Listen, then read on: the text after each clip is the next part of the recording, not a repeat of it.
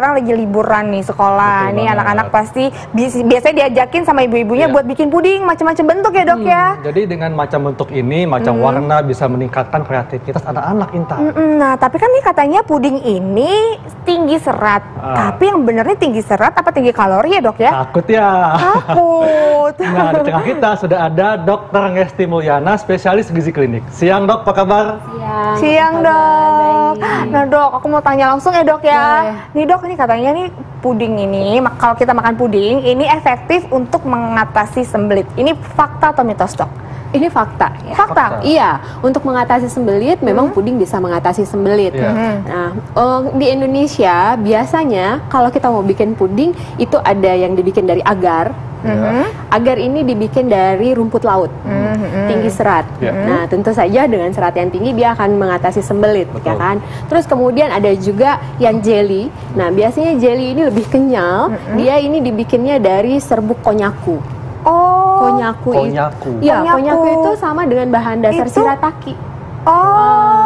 Itu umbi-umbian ya dok? Iya, dia umbi-umbian. Kalau di Indonesia itu orang Indonesia bilangnya umbi iles-iles. Iles-iles. Iya. Tapi ini dok sama seratnya, kandungan seratnya juga banyak kalau untuk yang konyaku ini, sehingga bisa mengatasi sembelit. Nah, akan tetapi ada juga puding yang memang dibikin dari gelatin.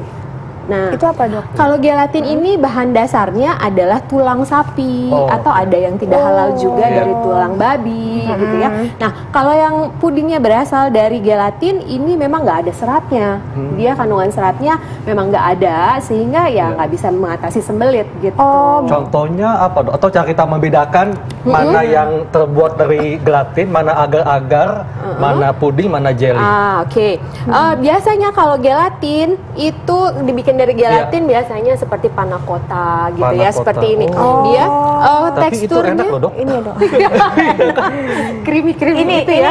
Ini ya dok. Jadi biasanya dia lebih smooth, lebih apa ya, tidak terlalu keras ya. Lebih creamy gitu ya dok ya. Lebih tidak terlalu keras, dia lebih lembut. Biasanya kalau dari gelatin itu seperti itu. Kayak silk pudding gitu ya dok ya? Iya, betul. Nah, sementara kalau yang dari agar-agar, enak itu baunya dok. dia lapar makan siang ya. Kalau agar-agar itu dia lebih firm, lebih apa ya, lebih keras, lebih gitu kenyal. ya. Coba masak ya, Boleh, saya potong ya. Lebih firm ya. Iya. Oh iya. Gitu kan ya, seperti agar-agar biasa betul, yang kalau kita di rumah Oh bikin iya, betul, kan. lebih firm ya. Iya. Ini agar dok ya? Agar. Agar. Dari rumput laut. Ya, rumput laut. Itu dari rumput laut. Betul. Nah, sementara kalau misalnya yang dari konyaku itu biasanya dia kenyal. Kalau jelly kayak gini ya dok ya? Ini dari konyaku biasanya. Ini pinjam sendok dok. Nah, bedanya dok sama yang agar tuh gimana coba? Dia lebih kenyal aja gitu. Dia lebih kenyal-kenyal aja gitu ya dok ya? Bisa goyang-goyang ya? Lebih goyang-goyang.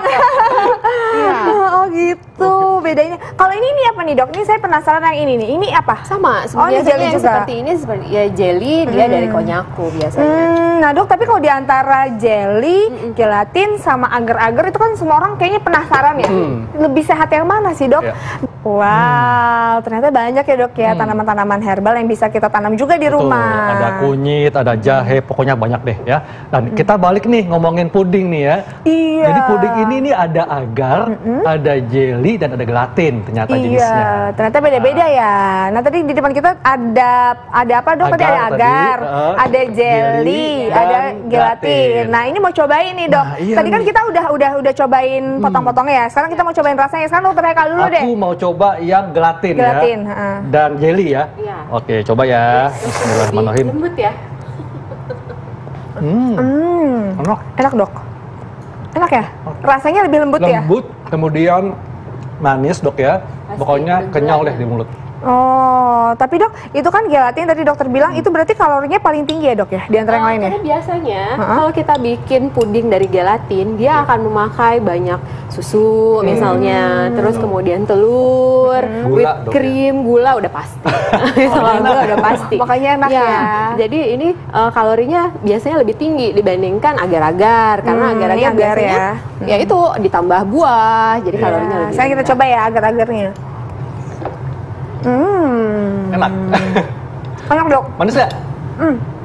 Tetap manis tapi Rasanya memang teksturnya agak lebih padat ya dok ya, dibandingkan jelly ya. Betul. Dok, ini ngomongin gula dok ya. Katanya nih ya, biasakan membuat puding yang tidak terlalu manis agar anak dan pasangan bisa terhindar dari adiksi terhadap makanan manis. Fakta atau mitos dok? Ini fakta. Ya, memang untuk menghindari adiksi dari makanan manis itu harus dilatih. Nah, tips dari saya sebenarnya kalau misalnya mau bikin puding, bikin sendiri. Bikin sendiri karena kalau kita bikin sendiri kita bisa atur berapa banyak gula saya mau masukin, berapa manis ini pudingnya akan jadinya bagaimana.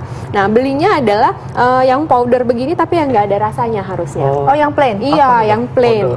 Ya, bisa agar powder, bisa konnyaku powder atau gelatin powder gitu ya. Nah, yang nggak ada rasanya sehingga nanti kita bisa tambahkan sendiri rasa manisnya gitu. Nah, akan lebih sehat kalau misalnya rasa manisnya gula diganti misalnya dengan jus buah yang memang manis. Nah, kalau ya misalnya mangga lagi musim gitu, di jus kita campurkan jadi rasa manisnya alami. Terus kemudian misalnya kalau mau bikin yang pakai susu, pilihnya tentunya susu skim gitu kan. Low fat atau tapi kan dok biasanya nih kalau misalnya kita kan bikinnya pakai susu kental manis dok. Terus pakai telur supaya enak gitu rasanya, teksturnya juga enak. Ini katanya bisa meningkatkan kolesterol. Ini fakta atau mitos dok? Ini saya bilang mitos. Oh, mitos? Iya. Kenapa dok? Begini. Nah, kalau untuk bicara kolesterol, pertama yang dikhawatirkan itu kalau telur adalah kan telur itu banyak kolesterolnya gitu kan kuningnya, ya. Kuningnya banyak kolesterolnya, tapi sebenarnya orang normal yang kolesterolnya normal nih itu mengkonsumsi telur utuh dengan kuning telur 1 sampai dengan 2 butir sehari masih oke. Asal makan yang lainnya ini rendah lemak jenuh. Nah, terus sementara kalau kita bikin puding, ini sebenarnya yang kita pakai kan telurnya hanya 1, ya kan, nggak banyak juga gitu. Jadi masih aman-aman saja sebenarnya kalau untuk yang kolesterolnya tinggi gitu ya, atau kolesterolnya normal. Nah, sementara kalau susu kental manis, ini namanya susu, tapi sebenarnya isinya banyaknya gula kan ya. Nah, kolesterolnya itu memang nggak ada, tapi harus hati-hati. Gulanya, resiko diabetesnya juga jadi tinggi nanti. Gitu. Terus dok tipsnya jadinya membedakan mana puding yang sehat, mana yang sebenarnya sebaiknya jangan banyak-banyak deh harus atau dihindari sebisa mungkin. Itu gimana dok caranya? Pertama, jangan pakai flak. Jangan pakai flak. Iya. Tapi ini enak. Bikin enak dong. Ini enak dong. Karena kalau flak itu udah pasti nanti ada susunya, ada gulanya banyak dan sebagainya. Kalau pakai low fat milk kemudian gula rendah kalori gimana? Boleh. Kalau itu boleh diganti, atau kalau nggak diganti yogurt yang rendah lemak, yang tawar, nggak ada rasanya, ini bisa diganti sebagai flaknya. Kan udah manis ininya pudingnya, jadi flaknya boleh dong yang nggak manis. Apalagi gitu kan. kalau makannya dapat intan, makin manis. Makin manis ya. Makanya hati-hati ya dok ya. Tuh mereka makin pinter ya kayaknya sekarang. Nah, makasih banyak dokter. Makasih, dok. Sama-sama. Informasi berguna banget ya dok. Jadi sekarang kita bisa lebih bijak ya konsumsi puding ataupun makanan apapun ya dok ya. Memang harus lebih bijak gitu. Jangan berlebihan intinya ya. Seperti itu. Karena segala sesuatu yang berlebihan tidak baik. Betul, setuju banget. Ya benar sekali ya dok ya. Pemirsa terima kasih banyak. Nggak terasa sudah 60 menit kami menemani Anda. Jangan lupa terus saksikan Hidup Sehat setiap Senin sampai Jumat jam 1 sampai jam 2 siang hanya di TV One. Dan kami pamit, Dr. Haikal. Saya Intan Samadina. Indonesia Hidup Sehat.